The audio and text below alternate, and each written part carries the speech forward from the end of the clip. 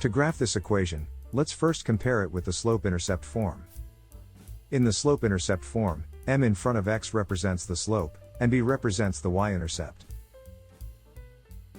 So, by comparing this equation with the slope-intercept form, we can see that the equation has a y-intercept of 4. Also, we can write the y-intercept as an ordered pair.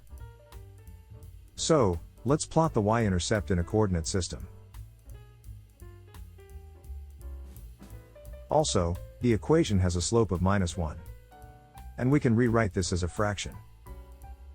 Since the slope of a line is expressed as the ratio of the rise to the run, this tells us that the line of the equation has a rise of -1, and a run of 1. Now, let's count the rise and run in a coordinate system, starting at the y-intercept. Down 1 unit, and then right 1 unit. Then, let's draw a line through these points and put arrows on both ends of the line. And this is the line of y equals -x plus 4.